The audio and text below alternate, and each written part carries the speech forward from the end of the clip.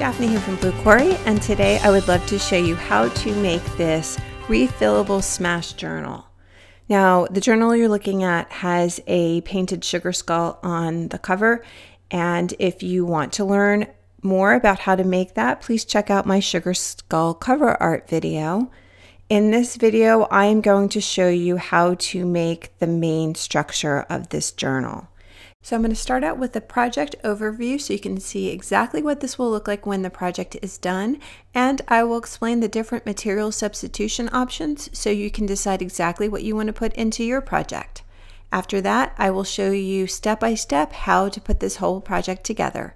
So let's get started. Flipping through the pages of this journal, you can see I used some recycled paper bags and tissue paper. I also threw in some drawing paper there as well.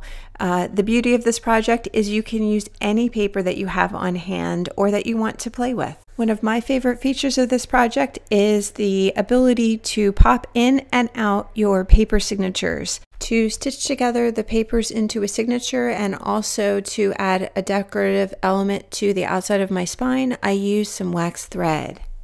That was purchased, but I just happened to have that because I make a lot of handmade books, and so that was in my stash.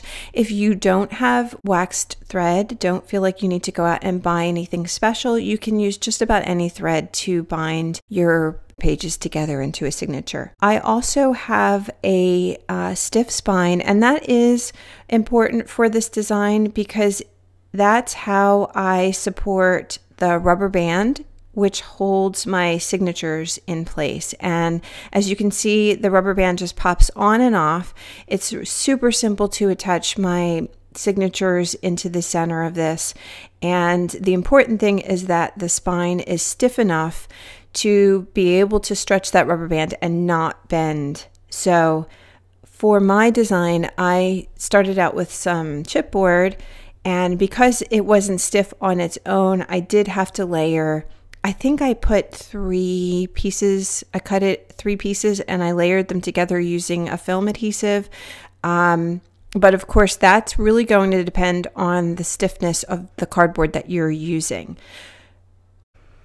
You can also use a paint stirrer for your spine, and I will talk more about that in just a bit. As the attachment point for my rubber band, I used 2 screw posts that I purchased from my local Hobby Lobby store, but they are also available to purchase online at Amazon.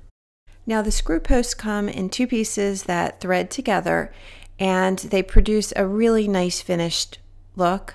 However, you can get the same functionality from a simple nut and bolt that you can purchase at your local hardware store, or maybe even find in your toolbox at home. If you're going to want to go with a nut and bolt substitution, you're going to look for a screw called a machine screw, and that just means it has a flat end as opposed to the pointed kind that you'll find on a wood screw. You're also going to need the length to be long enough to fit through your spine with room for your nut to slide on, and just a little bit of a gap there so that you have room to put your rubber band in between the nut and your spine.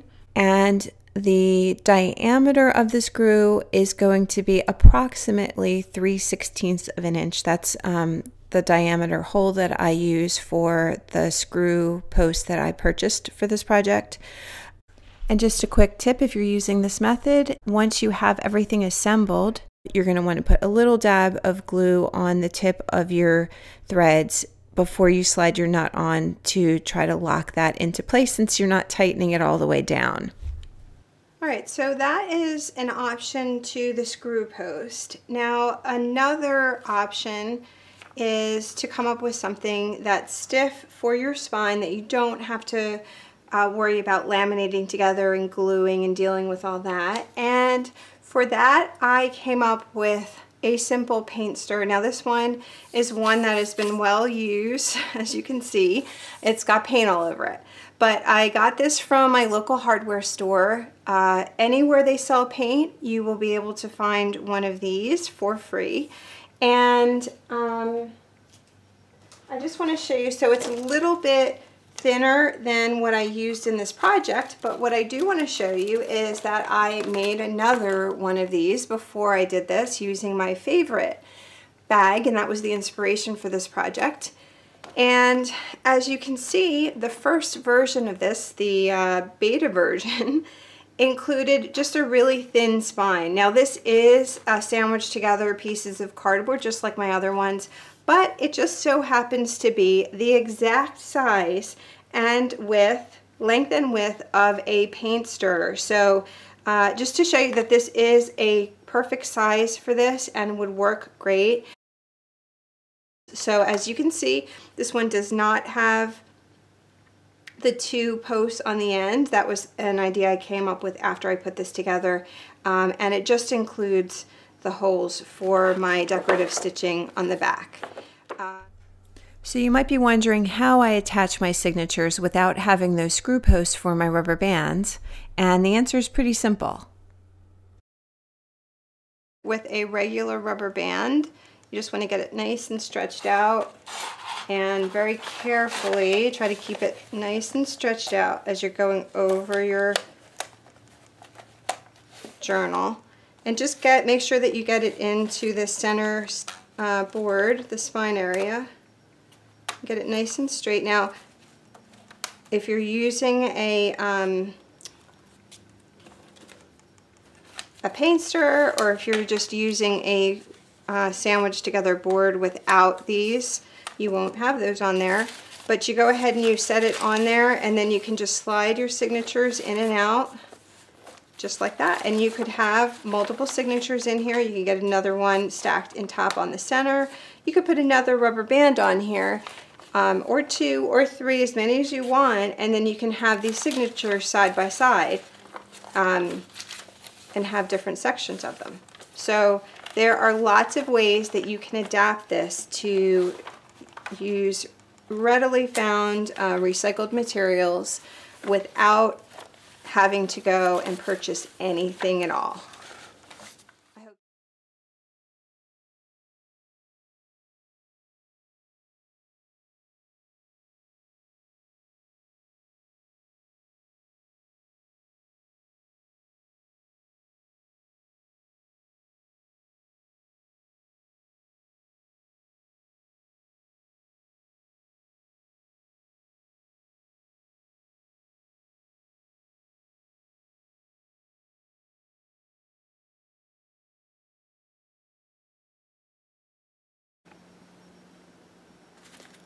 So I'm starting with just a regular brown paper bag. This one happens to have a handle on it, but you don't need that. You could just use a regular kind of craft brown paper bag. You could use one that has a color or a design that you really enjoy on it. That's completely up to you. The next thing that you're going to do is you're going to take a pair of scissors and you're going to open your bag up, and I already did this step. So I'll show you what I did. You're going to open your bag up like so, and you are going to cut right down the middle of the side. So I went right down, and as you can see, I was not very neat about it. I went right through the back, the bottom, and through the other side, so that I have now two halves of my bag that are fairly the same size. The next thing that you want to do, well, you kind of need to do this before you get started. The size of your bag obviously is going to dictate the size of your journal, and the way it's going to fit together is almost the way it was as a bag. This is going to be my front cover, and this is going to be my back cover. So my overall dimensions for this particular bag is about 10 by not quite 12, a little less than 12. So if you're happy with those dimensions, then you can go ahead and you can use the fold lines that are already in there and use that to sort of dictate the size of your journal. If you want, you do have a little bit of leeway. You can open this up and get a little bit more height if you wanted to, just by refolding this wherever you want your bag to go. And the same thing on the length. You have a little bit of room here, but you do have you know, I like to get rid of this because it is a little bit messy with all the folds and everything. So I like to cut right up to the edge here and add another fold on my one end. And I do like to create my little seams using the folds that I have on here. So for this project, that's what I'm going to do. I'm going to use these folds as they are, and I'm going to add another fold here. So I'll show you exactly how I'm going to do that. You also want to remember that we are going to have a little spine on the end here. So your book is going to get even shorter than this dimension. So I said this was about 12 inches. I am going to be taking off a ½ inch for my seam allowance, and then another 3/4 of an inch for my binding spine. So that needs to fit into your calculations for what your final journal will look like. Now there are lots of bags that are bigger than this. I went with this because it was small and it was easy to do a demonstration on, but obviously you can have a much larger bag, a much larger journal, and the instructions are basically the same other than the dimensions. So the first thing I'm going to do is, I'll be a little bit neater this time. I am going to cut along this back edge. As I mentioned, I want to get rid of this back panel just because of all the extra bulk here. So I'm going to try to be a little bit neater. It's kind of hard to do that. So I might make 2 passes here. One messy pass and then a neat pass after that. Okay, so that was my messy pass. Okay, I've got my paper trimmer here, and let me go ahead and I'll clean this up. I'm going to use this fold line as my guide on top, and I'm going to line everything up with that top edge and just come out as far as I can here and trim. There you go, that's a much cleaner line than I could do with my scissors. And now I'm going to use that straight edge to cut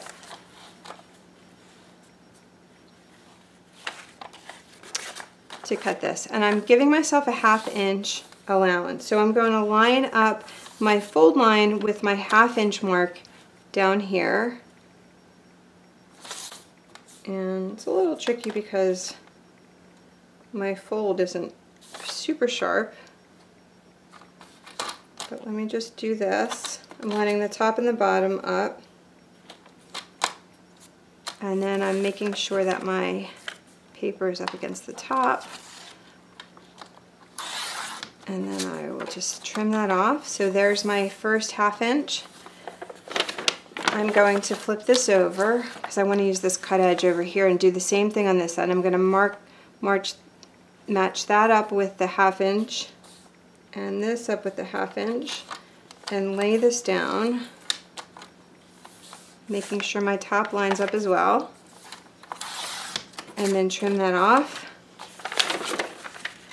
So I have my 2 ½ inch little overlays over here, and I'm going to do the same thing over here. I'm just going to fold that. So one thing I like to, if you have one of these tools, you might want to get this out. It's a scoring board. You don't absolutely need it. You could certainly do it without, but I have this tool, so I love using it. So I'm going to line up my fold with this top edge here, and I'm going to grab my bone folder, and I'm going to go along that ½ inch mark. And you have to sort of be gentle with this because it is just a paper bag, so it might be a little fragile. And here's how you would do it if you didn't have a bone folder. I just used that to get my initial score line there, and so I'm going to line this up and then complete my line like that. If you don't have one of these tools, you would just bring your ruler over and just mark a little mark. Let me just grab my pencil and I'll show you. Measure from the edge in, mark a little mark at a ½ inch, go up here, mark another mark at a ½ inch, and then you can line your ruler up with those marks. Lost one of them.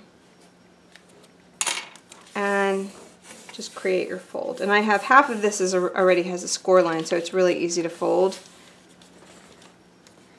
But it also helps me get the other half that wasn't already scored. So there, that makes a nice neat edge. I'm not gonna, well, you can do something with this end. It depends on whether or not you want to keep this little handle there. And I'm tempted to keep it just because to me, it adds just a lot of fun and interest to this. So I'm going to just leave this raw. But of course, if you have just a straight edge here and you don't have a handle that you're dealing with, you can also go ahead and create a seam on this end. But I'm just going to leave mine sort of natural. Okay, so the next thing you want to do is go ahead and open all your seams, and now the folds have created this little square in the corner, and you're just going to go ahead and snip right through that point that is made on the corner of that little square. So I'm going diagonally through here. And it might not be perfect the first time. I mean, when you fold it over, you're going to sort of have mitered corners here. And you don't need to worry about them matching up perfectly unless you want to. And then you can go back in there and you can trim it a little bit more. Let me set this aside. Okay, now you want to get out your double-sided tape. If you want to line the inside of your paper because you have something like this, now is a great time to do it. So you absolutely do not need to do this, but if you would like to have a double layer of paper here just to add some extra strength to this, or if you want to cover up something like this on the inside of your bag, you can always add a little bit of a liner to it. I happen to have some craft paper that I'm going to use because it matches the bag perfectly. You could also cut this from the panel of a second bag if you want. Or you could use like a pattern paper, like a decorative paper lining. That would be really, really cute too. I'm trying to keep this, you know, almost like a recycled project, so I'm not going to do any of that right now. I am just going to stick with my brown paper, and I'm going to go ahead and cut a liner for it. So once you have this all folded, you want to go and measure this. Sorry. So my paper now has shrunk down to about 11 inches. 11 would definitely fill this space. I'm going inside these folds. So I would say 9 3/4 by 11 inches would be perfect to fill this space in here. So 9 3/4 by 11. And my paper is way uneven.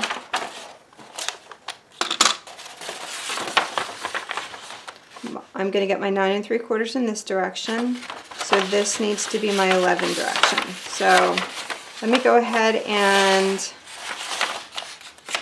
just choose a side to use as my straight side, and that is obviously going to be this. And I'm going to trim off my edge to make that straight. So now I have a corner here that is straight. This needs to be my 11-inch dimension, so I'm going to slide this down.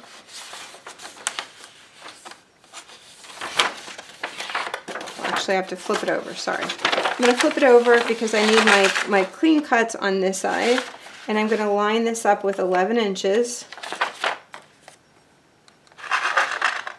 Slide into the camera a little bit more. This doesn't have to be perfect. So there's my 11-inch dimension. This needs to be my 9 3/4 dimension, so I'll rotate this around, go to 9 3/4, and I'm going to do a quick fit check, make sure I did my dimensions right. Yes, that works perfectly. So I'm going to create 2 of these because, well, I'll do that later. So I'm going to do one complete side, and then the second side is going to be exactly the same. right, so I have my inner liner. You could have done this with a pattern paper. You could have done this with a cardstock. You're just going to set it inside and you're going to lay your paper down on top. Now I'm going to make this like a pocket. You could use like a full sheet of adhesive under here and get real fancy. I don't want to do that. I'm just going to I'm going to put my tape on here. I'm going to tape directly to this liner, and then I'm just going to put one bead of tape down the end here just to secure this end, and that will be fine. It's going to be a little bit loose and puffy, but I think that will be fun. Okay, so let me grab my tape. Here's my tape, and I'm going to start off with just by, I guess I'll grab my scissors for this. Just approximate sizes here. I'm going to try to go close to the end if I can. So I'm going to do all 3 edges of this.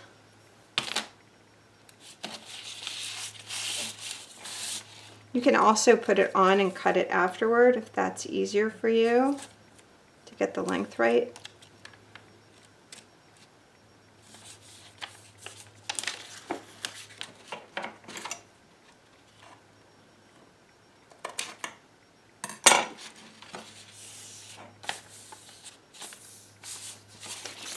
Flip it around.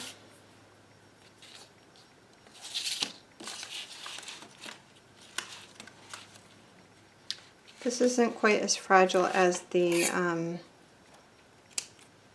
film adhesive I'm used to, in the larger sheet. It doesn't come off of my fingers as quickly.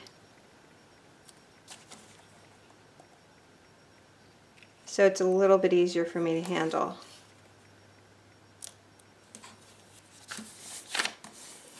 Okay, 3 sides, and then I also wanted to do this side, but I'm going to put that on this paper right here. So I'm going to put that right here along that edge.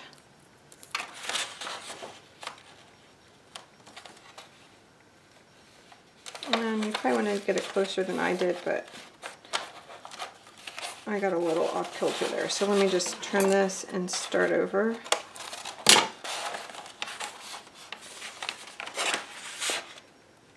My paper is curling, and so it's making it a little bit tricky for me.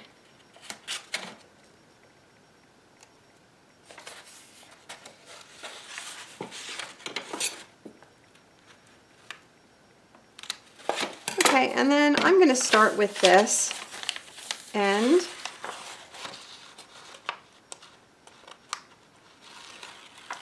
I'm just going to start to remove that protective cover paper. And then I'm going to position my other sides, making sure that they can fit underneath the flaps here. Try to get it sort of centered, sort of lined up with the edge. It's a little bit shorter than the edge. If you want to get this perfectly lined up, well, it's never going to be perfectly lined up because I did not trim the end of my bag, and it's a little bit uneven there. So there we go. So this is now nice and secure down on my handle end.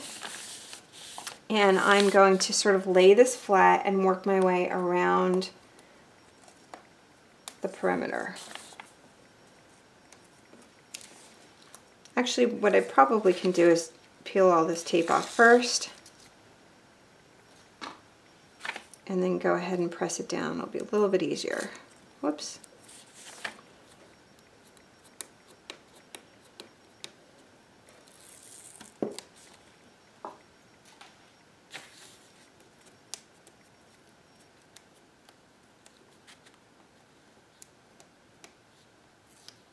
I'm going to make sure that that tape sticky part stays down. Okay, so now I have all my tape ready to go. I want to sort of press this flat with my hands, get it as flat as I can, and then just very gently press this down. And I'm going to work my way around.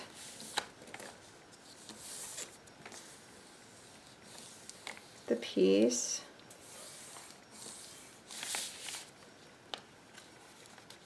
So it's a nice little neat packet here. Okay, so that looks really nice and neat. You know, you could even maybe use this side as your artwork if you wanted, because it sort of has a little frame around it already. But I'm going to work, and I'm going to assume that this is my... I'll decide. I will decide later. Not sure yet. So I'm going to go ahead, I'm going to do my second side. I'm going to do that very quickly, and then I will be back.